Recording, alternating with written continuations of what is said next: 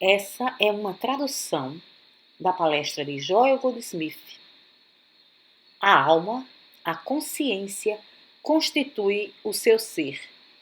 Tape 616B. Boa noite. No trabalho que fizemos essa semana, nos movemos do reino dos efeitos para o reino da causa. Quando começamos, talvez, pensássemos que nós somos um efeito de Deus, que somos alguma coisa separada, à parte de Deus. Podemos mesmo ter vindo até aqui crendo que existe um poder ou uma presença em algum lugar que governa nosso destino e que esse poder é separado, à parte de nosso ser individual. Mas, se você tiver seguido nosso pensamento de perto, deve ter chegado à compreensão de que não só existe uma consciência, um espírito, uma alma no centro do seu ser que o governa e dirige, mas estou certo que a maioria de vocês já entenderam o fato de que você é esse espírito, ou alma ou consciência. Que essa consciência ou alma realmente constitui o seu ser e que não existe um você separado ou à parte dessa consciência que é você. Você não tem uma consciência. Pelo contrário, a consciência ou alma é você. Você não tem um espírito. A alma, a consciência, o Espírito de Deus constitui você. Uma vez que perceba isso numa certa medida, também notará que você é a causa e o princípio de sua própria existência. A causa e o princípio de sua própria experiência. E que sua experiência é harmoniosa ou desarmoniosa em proporção à sua consciência da verdade ou ignorância da verdade. Não existe nenhum outro poder operando em sua experiência, exceto o poder da consciência da verdade ou ausência desse poder, que é a ignorância da verdade. Não existe poder algum a quem possamos agradar ou desagradar. Não existe um Deus para nos recompensar ou para nos punir. Não existe esse Deus da mesma forma que não existe um princípio da matemática que você usa para punir ou recompensar. Existe um princípio da matemática. E o conhecimento desse princípio faz o matemático e tudo aquilo que é realizado através da matemática. O conhecimento dos princípios da música faz o músico, gera a música. A ignorância deles nos priva desse privilégio, desse prazer, desse conhecimento, dessa capacidade, desse poder, dessa alegria de termos música em nossas vidas. E da mesma forma, é o nosso conhecimento da verdade. Ele traz a verdade para a nossa vida. Ele traz alegria, ele traz conhecimento, prazer, ele traz vida para nossas vidas. Você não será recompensado no sentido espiritual, e sim no sentido humano, por ser organizado, por ir à igreja ou estudar sua lição. Mas você também não vai ser punido por não fazer essas coisas. Porque não existe nenhum poder observando suas ações para compensá-lo ou puni-lo. Não existe nenhum poder ou presença ou pessoa alguma julgando ou condenando você. Existe um princípio de vida, o qual, na sua realidade espiritual, você é. E esse princípio de vida é perfeito. Entretanto, é somente na medida em que você tem a percepção consciente de sua verdadeira identidade como sendo esse princípio, ou que esse princípio constitui o seu ser, à medida que você tem a consciência da verdade de que existe somente um único poder no universo, essa consciência da vida, essa consciência da verdade, governa a sua vida harmoniosamente. Porém, a ignorância dela traz pecado, doença, causa falta, causa limitação, gera discórdia, desarmonia e, finalmente, morte. Precisamos entender que existe somente um poder. No céu e na terra só existe um único poder, e esse poder é harmonia, plenitude, perfeição. É o poder da graça de Deus. Esse é o único poder operando em nossa experiência. A consciência dessa verdade traz completa harmonia e plenitude à nossa experiência. Vamos colocar isso dessa forma, que em proporção à nossa conscientização dessa verdade, nós trazemos a harmonia e a ordem divina para a nossa experiência. Na proporção à nossa ignorância dessa verdade, damos poder à mentira. Há coisas que por elas mesmas não têm poder algum. Por exemplo, damos poder à doença, infecção, contágio. Damos poder a doenças hereditárias, a tendências familiares, ao clima, à comida, a calorias, a vitaminas.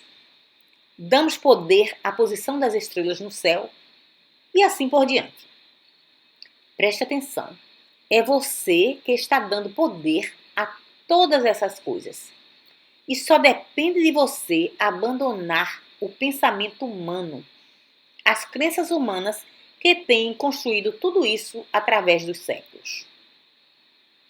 Se lembre de que, na escritura hebraica, os pecados dos pais eram transmitidos aos filhos até a terceira e a quarta geração.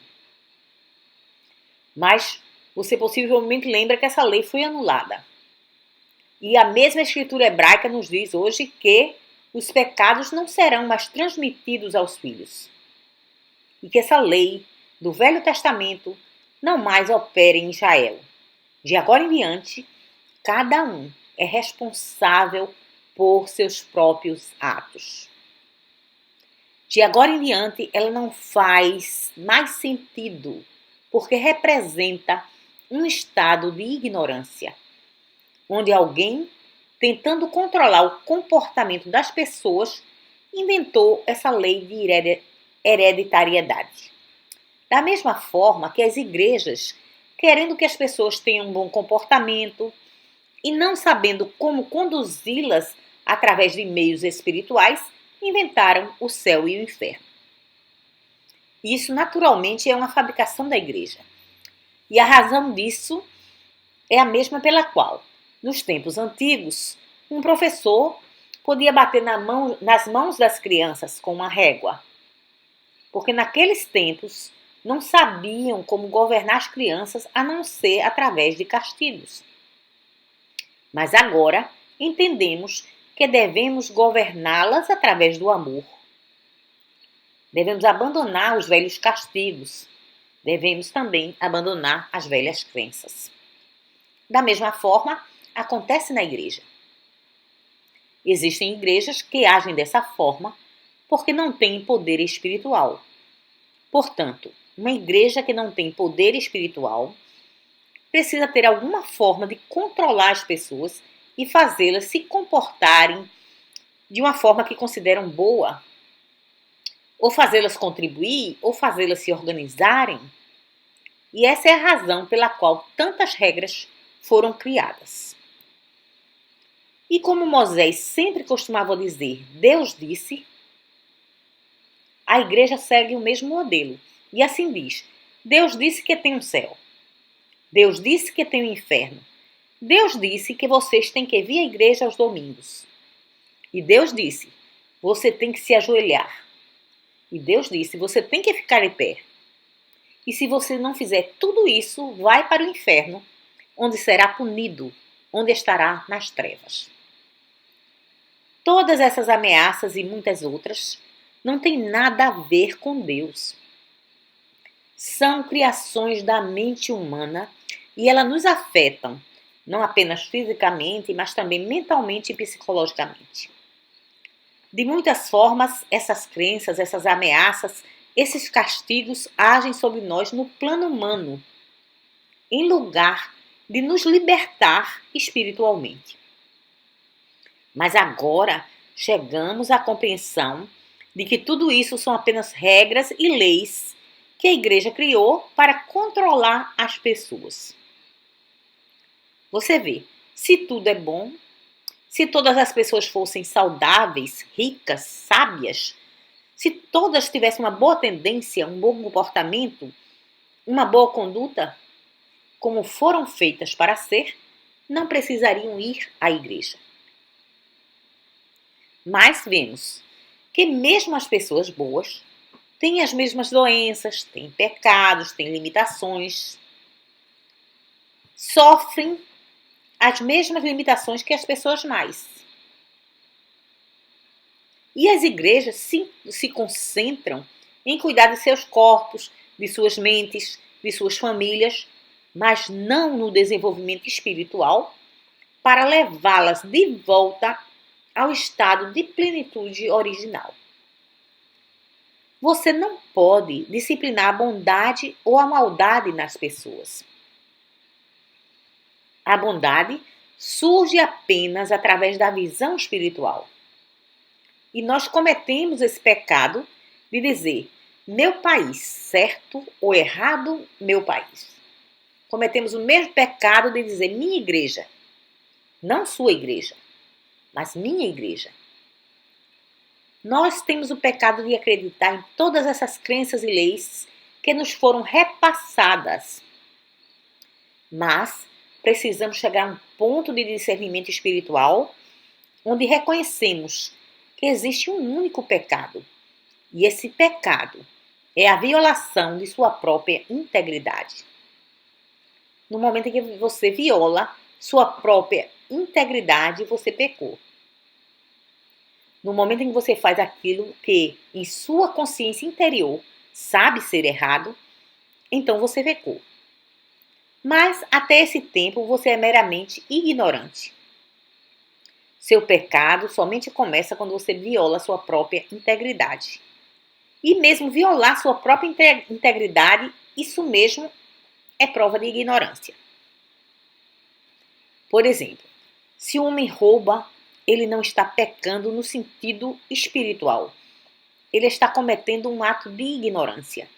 E sua ignorância consiste nisso. Ele não sabe que ele é filho de Deus e que tudo que o Pai tem é dele.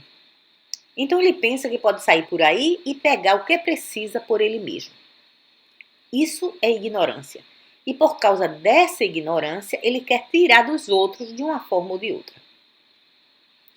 Mas se ele estivesse consciente do divino amor e abundância operando em sua consciência, em virtude do fato de que o reino de Deus está estabelecido dentro dele, ele não seria ignorante e não teria esse sentido de separação do suprimento divino. E ninguém tem esse sentido de separação do próprio suprimento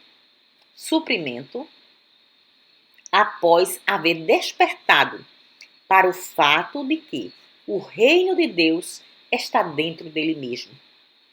E que, justamente lá, dentro do seu próprio ser, tudo que o Pai tem está estabelecido. Pessoa alguma jamais pecou no real significado da palavra pecar, exceto pelo fato da ignorância de sua própria identidade. Uma vez que o indivíduo se torna consciente do fato de que a própria presença e o poder de Deus está dentro dele, de que o tudo de Deus está estabelecido dentro do seu próprio ser, esse indivíduo não mais terá qualquer desejo de pecar, não terá nenhum apego ao pecado. Você verá um milagre acontecer em crianças pequenas, na transformação de seu comportamento, de sua conduta no momento em que ela não é mais disciplinada rigidamente, mas é disciplinada com amor e sabedoria. Não como uma licença para fazer o que bem quiserem, mas no conhecimento de que Deus está no centro do seu próprio ser.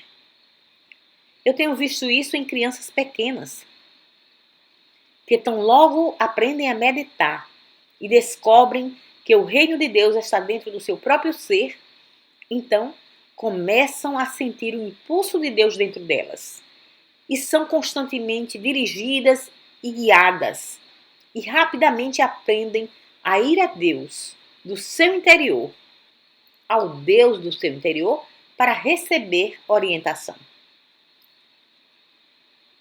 No momento em que essa criança descobre que Deus está dentro de si mesma, não existe mais a capacidade para o mau comportamento, desrespeito, maldade. Isso não é mais possível, nem será jamais. Assim, precisamos levar a criança a se tornar consciente de que o reino de Deus está dentro de seu próprio ser e que elas podem comungar com Deus, que podem ficar em silêncio e tranquilamente tocar a presença de Deus dentro do seu próprio ser. Então você descobrirá que Deus as guia, governa e dirige, e não através de um treinamento humano, através de uma lista rigorosa do que você pode e do que você não pode fazer. Nós, como adultos, precisamos começar a dar esse treinamento amoroso às crianças. Mas precisamos nós mesmos chegar à realização de que a causa de nossa experiência, a causa da harmonia em nossa experiência, é um poder que reside em nosso próprio ser e que nós podemos ir a ele por substância, suprimento, direção, sabedoria, amor. E nessa compreensão, muito em breve, deixamos de buscar nosso bem no mundo exterior e aprendemos a receber nosso bem desse reino interior. Você aprende, então, que esse Deus, que é a causa e o princípio do universo e que nos governa, guia, dirige e sustenta e mantém, não é algo separado do seu próprio ser, mas na realidade, ele é nossa própria consciência ou mente ou alma. E no momento em que paramos de usar pensamentos humanos, mensagens humanas, recompensas e punições humanas, então não existe mais nenhuma punição pelos nossos erros. Da mesma forma que não podemos punir uma criança que, em vez de dizer 5, diz 3. Não podemos puni-la, mas apenas ensiná-la corretamente. Então, não há punição ao ensino correto, ao mostrar o caminho. A punição não vem de Deus. A punição é resultado de nossa ignorância. Em lugar de pensar como punição, vamos pensar como falta de demonstração. Vamos pensar como falta de harmonia. E assim perdemos o nosso medo e aprendemos a ir buscar essa harmonia dentro de nós. Aprendemos mais e mais a entrar em contato com esse princípio dentro de nós. O princípio que nunca nos pune. Essas chamadas punições são meramente o resultado de nossa ignorância, a ignorância de nossa verdadeira identidade, a ignorância da natureza de Deus e da atividade de Deus. A teologia tem criado uma superstição ao tentar nos fazer bons com promessas de recompensa, ao tentar nos fazer bons através de ameaças e punições. E não existe forma alguma de ficar livre dessa teologia e de seus efeitos, exceto por abrirmos nossos olhos. abrirmos nossa mente para a verdade, que toda desarmonia, toda discórdia, todo pecado, toda doença, toda falta de limitação é devido à nossa ignorância das leis de Deus, das leis da vida e nada mais. E assim, toda punição desaparecerá na proporção do nosso real entendimento da natureza de Deus e de suas leis. Em primeiro lugar, precisamos entender que a questão de uma experiência harmoniosa realmente reside em nosso próprio ser e que não devemos olhar para fora por recompensa ou punição. Segundo, que a natureza desse grande poder, desse princípio, é amor. Agora, eu sei que amor é uma palavra que pode ser entendida de muitas maneiras diferentes e há muitas definições de amor que variam de amor para o ódio. E ainda assim, essa palavra é definida como amor. Mas quando eu digo que o amor é o caráter e a natureza desse princípio divino que reside no centro do nosso ser, eu estou usando a palavra amor no sentido que o mestre usou quando disse: ame seu próximo como a si mesmo. Em outras palavras, faça aos outros o que quer que seja feito a você. No sentido de que precisamos viver externamente o que vai no centro do nosso coração, em vez de querer preencher nosso coração com coisas externas. Precisamos deixar jorrar o amor e não esperar que o amor venha de fora até nós. Precisamos viver o amor do centro do nosso ser e não procurar amor lá fora. O amor não é algo que conseguimos. Amor não é algo que nos é dado. Amor é algo que jorra de dentro de nós. Por quê? Porque amor é Deus. É de Deus o amor, não do homem. O amor é Deus e está no centro do nosso ser e precisa ser expresso, precisa ser liberado. O amor é encontrado dentro de nós mesmos.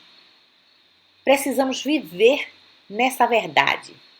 Precisamos habitar nessa completude e saber que isso consiste em abrir um caminho através do qual esse amor, esse esplendor escondido dentro de nós possa escapar, possa se manifestar.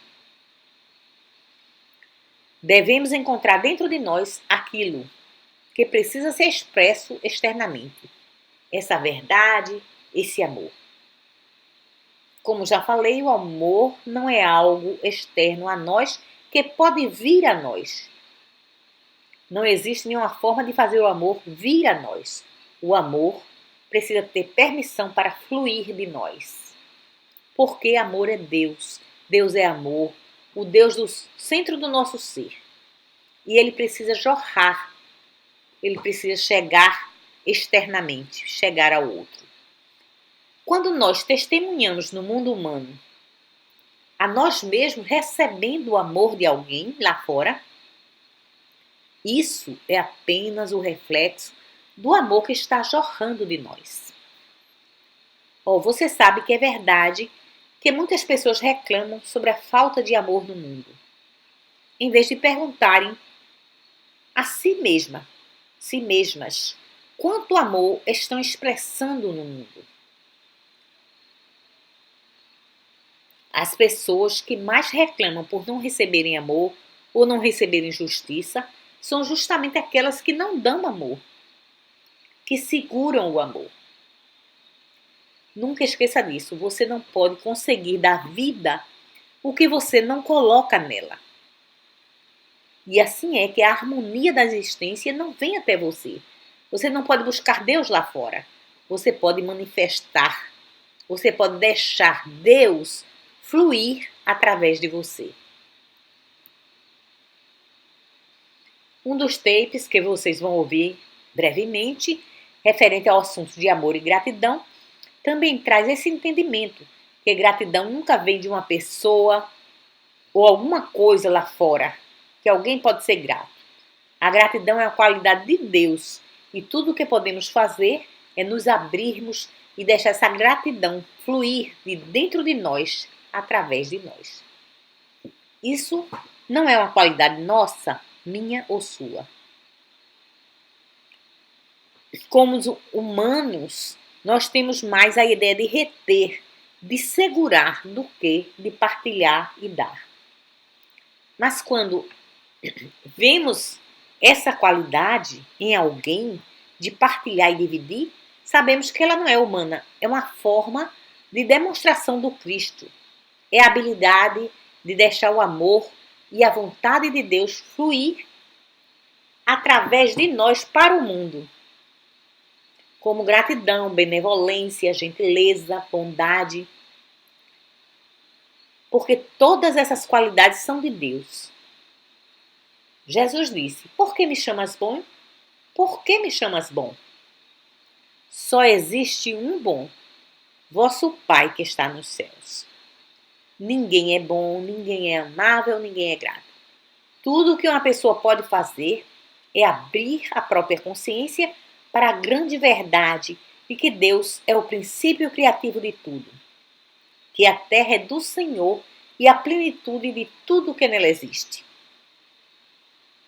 E porque o Pai disse: filho, tudo que tenho é teu, então abra a sua consciência e deixe todo o bem de Deus fluir através de você. Então, ao testemunhar isso, o mundo diz: oh, ele é bom, oh, ele é generoso, é grato ou é benevolente. Certo, ser tudo isso significa abrir a consciência e deixar aquilo que está no centro do nosso ser fluir através de nós. Em vez de esperarmos por algo ou alguma coisa de Deus, que Deus venha nos abençoar, nos curar, nos salvar, que Deus possa nos enviar alguma coisa nesse trabalho. Temos revertido completamente nossa posição.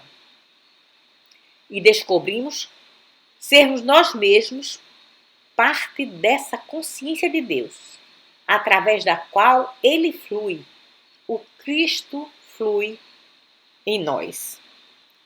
Nós somos o Cristo de Deus, nós somos essa consciência divina através da qual o infinito bem jorra à medida que abrimos caminhos, à medida que permitimos, à medida que compreendemos que nada disso é meu, mas que o infinito bem de Deus flui através de mim.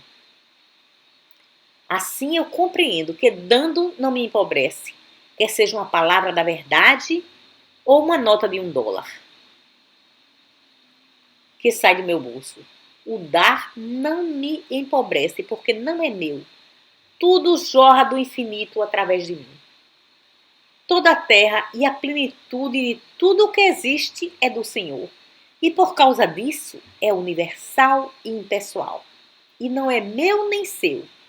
E tudo o que temos a fazer para prová-lo é deixar fluir, deixar jorrar. E observar como cada vez que damos uma palavra da verdade, outra palavra vem à nossa consciência. Toda vez que damos $1, outro dólar vem para seu lugar. Não poderia ser de nenhuma outra forma, porque a lei espiritual não retém coisa alguma. A lei espiritual é uma atividade de dar, da mesma forma que o sol nos dá a sua luz. Nada de Deus, nada da realidade retém coisa alguma. Nem mesmo Jesus Cristo reteve coisa alguma. Ele simplesmente deu tudo através dele mesmo, se expressando para o mundo. E Jesus não tinha armazéns e celeiros para acumular tesouros. Muitas pessoas pensam que quanto mais você cresce espiritualmente, maior são suas posses. Isso não é verdade. A única verdade em relação a suprimento e espiritualidade é que quanto mais espiritualidade uma pessoa reflete, menos falta e limitação ela pode experimentar. Se ela tem armazéns e celeiros ou não, isso não é importante.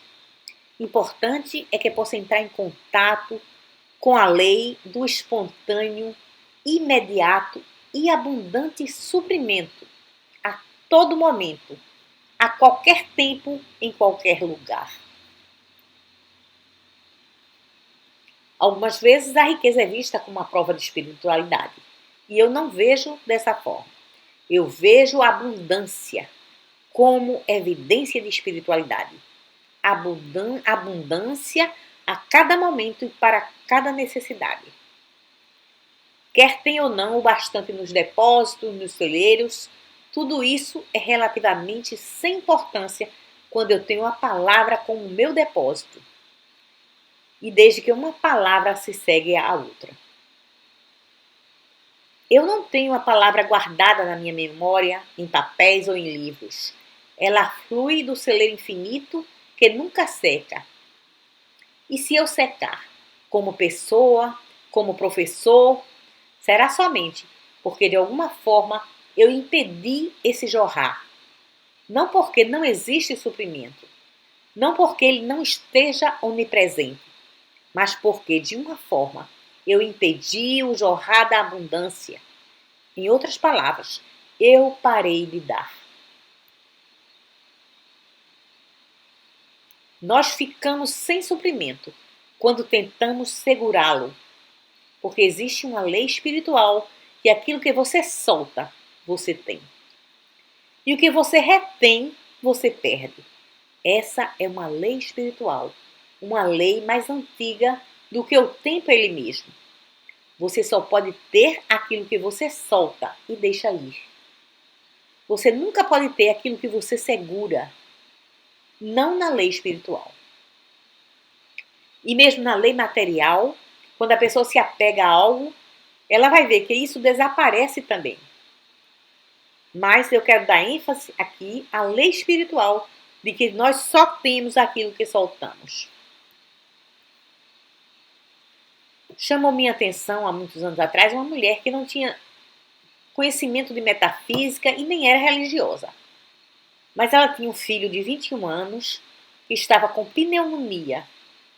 E nessa noite em particular, o médico lhe disse que não havia mais esperança e que o rapaz provavelmente morreria antes do amanhecer.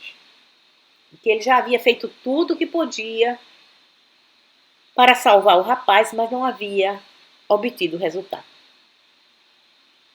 E a primeira reação dessa senhora foi igual à de qualquer mãe. Porém, de repente, uma tranquilidade, uma paz imensa invadiu sua mente. E então ela pensou. Ela aceitou. E pensou, isso é um pecado, eu estou tentando interferir nos desígnios de Deus. Meu filho é filho de Deus. Nós todos somos filhos de Deus. E quem sou eu para dizer quando ele deve viver, ou quanto ele deve viver, ou como ele deve viver? Entrego a Deus. Ó Deus, perdoe-me por tentar interferir em teu governo desse universo. E ao soltar seu filho nos braços de Deus e deixá-lo ir, e dizer que tua vontade seja feita, não a minha, então toda aquela condição foi quebrada. Quando o médico veio pela manhã, constatou que o rapaz estava curado. Ele foi curado no momento em que ela o soltou e o deixou ir.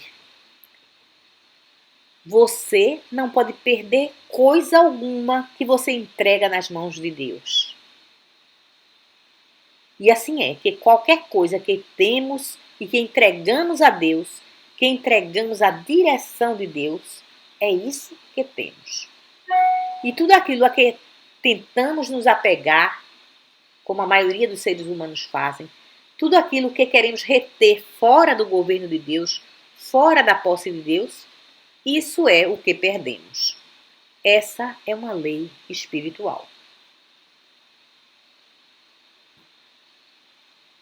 Quando comecei essa semana dizendo que muito de nós começamos a rever nossa posição em relação a Deus, é isso que eu quero dizer. Que a causa da harmonia e plenitude que existe em sua experiência vem do centro do seu ser e não separada ou à parte de Deus de forma alguma. Ela decorre de sua própria conscientização da verdade do ser.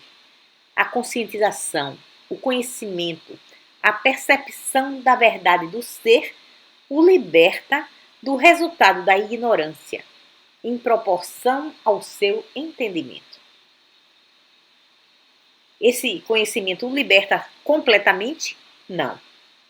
Ele somente nos liberta de acordo ou em proporção à nossa percepção consciente da realidade do ser, nossa consciência da verdade do ser. E, portanto, harmonia e perfeição, plenitude, totalidade serão testemunhadas por nós, na proporção da nossa realização dessa grande verdade de que precisamos permitir a infinidade de Deus se expressar através de nosso próprio ser. E nós não somos punidos por nossos pecados e nós não somos recompensados por nossas boas ações. Nós vamos viver harmoniosamente em proporção ao nosso conhecimento da verdade. E vamos sofrer discórdias e desarmonias na proporção à nossa ignorância da verdade ou ignorância das leis de Deus. Quando você para pensar, sabe tão bem quanto eu que existem muitas pessoas boas, pessoas maravilhosas, buscando a verdade por 30 ou 40 anos, mas que têm as mesmas desarmonias e discórdias que sempre tiveram no período de suas vidas quando não buscavam a verdade. E a questão não é que sejam boas ou não, que estejam sendo punidas ou que não estejam, que estejam vivendo no mais alto sentido de honra que conseguiram entender. Elas estão vivendo, elas estão buscando. Então, por que deveriam ser punidas? Por nada. Não existe nada que as esteja punindo de forma alguma. Elas não estão fazendo coisa alguma para serem punidas. As desarmonias e discórdias meramente representam o grau de falta de conhecimento da verdade. O número de anos em que uma pessoa está buscando a verdade não é garantia do conhecimento da verdade.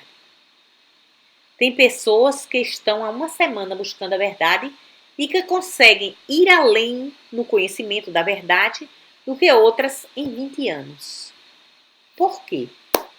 Porque esse é um assunto difícil. É tão difícil entender em uma semana como em 20 anos. Isso depende, em primeiro lugar, da verdade do ensinamento que nos é apresentado. E, em segundo lugar, de nossa habilidade de morrer diariamente. De nossa habilidade de nos soltarmos do nosso sentido pessoal de existência. Precisamos soltar, primeiro que tudo, o medo de nossa vida. Não deve fazer diferença se vivemos ou morremos. Existem pessoas que aprendem em uma semana que Deus é vida e que essa vida é eterna. Isso não faz diferença se você mora na Califórnia, em Nova York ou no Alasca, ou nesse lado ou no outro lado dessa porta. Nós precisamos perder o nosso medo da morte. Vamos aprender a confiar nossas vidas a Deus, que é a nossa vida. Vamos tentar parar de nos agarrarmos a ela. E então, poderemos observar como é impossível nos livrarmos dela. E a maioria dos nossos problemas são resultado de tentarmos nos agarrar à vida. Hoje eu recebi uma carta de uma senhora que já me procurou 3 vezes antes por ajuda. E, evidentemente, em minha última carta, eu devo ter dito alguma coisa sobre se soltar. Porque ela estava fazendo tanto esforço para ser curada, que certamente não estava se colocando nas mãos de Deus. E fiquei muito feliz porque ela conseguiu compreender toda a ideia daquela carta e me confirmou que estava realmente segurando a doença por um lado e, por outro lado, orando para que Deus a livrasse da doença. Isso é como olhar para uma corda e pensar que é uma cobra e ficar lá sentado olhando para a cobra, amedrontado e orando para que Deus o livre dela. Não existe nenhuma possibilidade disso acontecer porque a serpente não estava lá para começar. A única coisa que a pessoa devia fazer é largar a aparência e olhar para a realidade. Então olhar de volta e perceber que não existe nenhuma cobra ali, é apenas uma corda.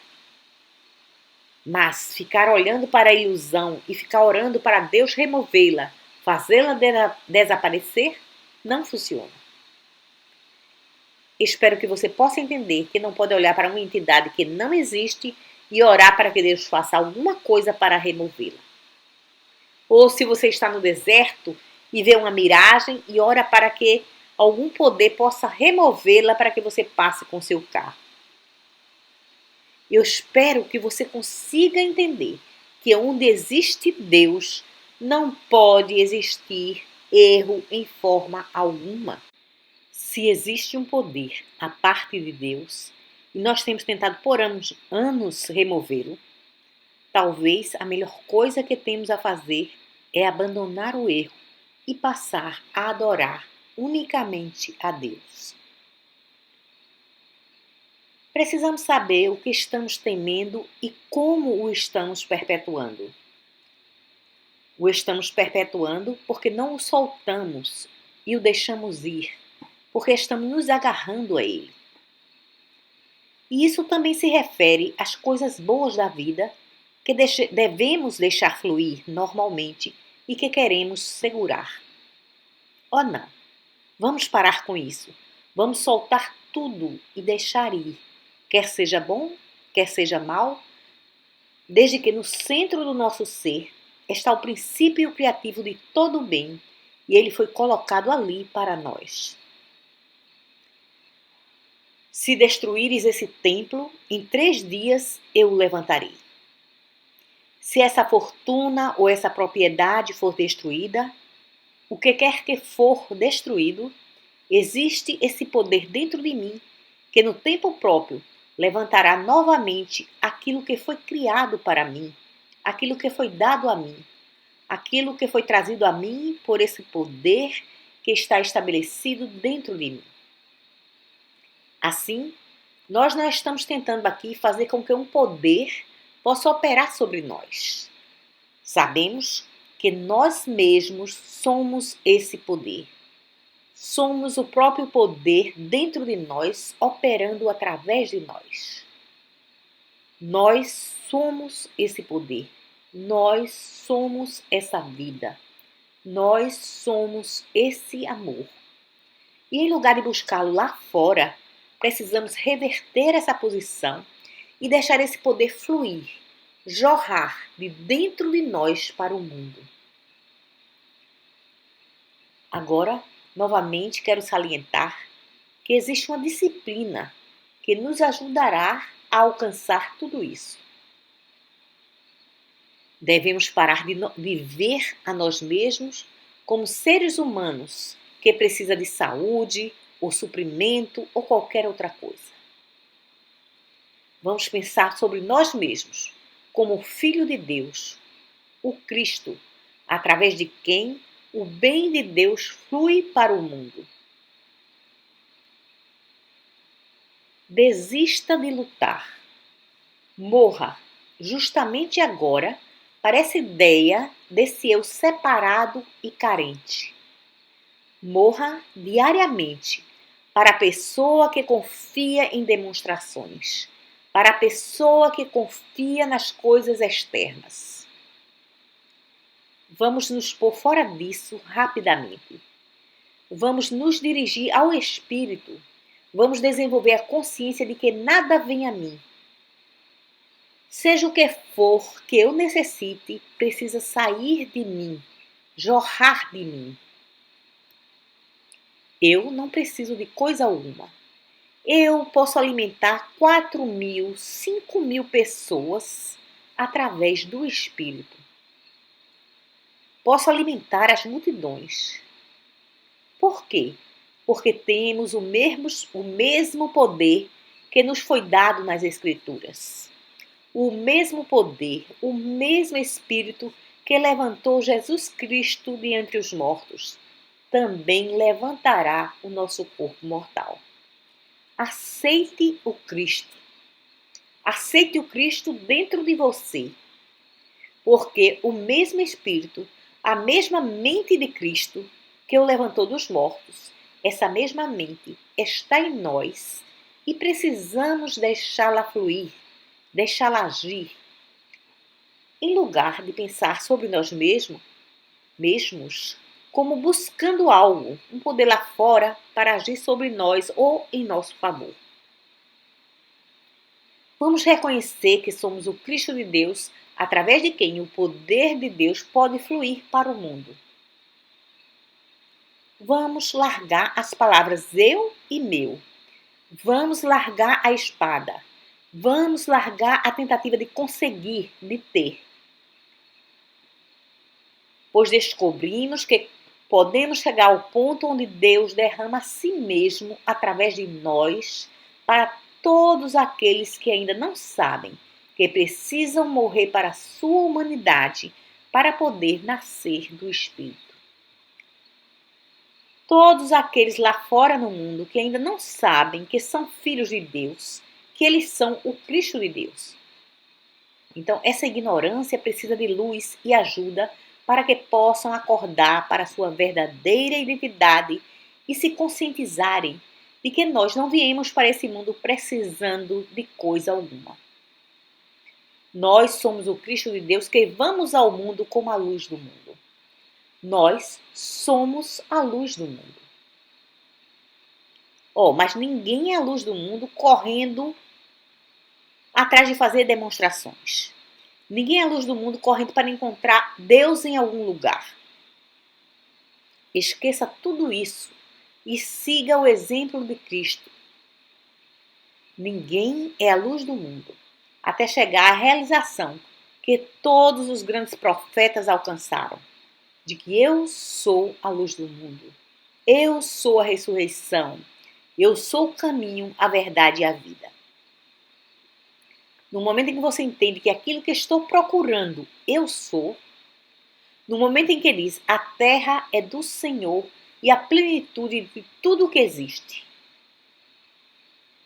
ou no momento em que realiza esse eu dentro de si mesmo que diz, eu nunca te deixarei, nunca te abandonarei, eu estarei contigo até o final do mundo. Antes que Abraão existisse, eu sou. Se andares pelas águas, não te afogarás. Eu estarei contigo. Se andares entre as chamas, não te queimarás. Eu estarei contigo. Eu estarei lá.